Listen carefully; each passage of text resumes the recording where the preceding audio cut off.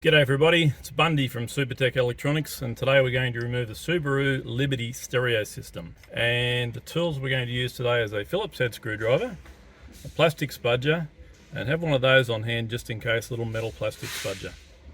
Okay, let's get started. This little section here will actually come away from around the knobs, and you can start that just with your fingers. Being careful not to stress it in any one place because it is plastic and it can break. Okay, we're just going to pop that up there to keep it out of harm's way.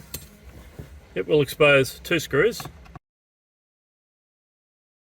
So we're going to remove these air vents. They are very close and tight in the dash.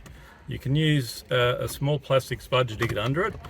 They are held in with clips, so sometimes you've got to fight the clips. And once you've got it to that stage, we're going to unplug it and get it out of the way.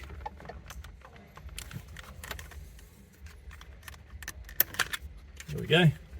So you remove that just by pushing down there and pulling it towards the front of the car. And that will expose two more plastic threads. Okay, so now that we've got it to that stage, we're going to remove the air conditioning controls. And it is on clips.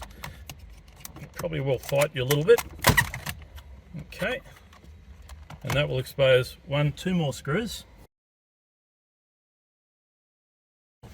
Now the whole radio is ready to come out. Grab it with both hands and just pull forward. And it will be, of course, tied in with some electrical harnesses. Press the pin and pull it towards the front of the car. There we go. Now that radio is ready to send off to Supertech Electronics for repair.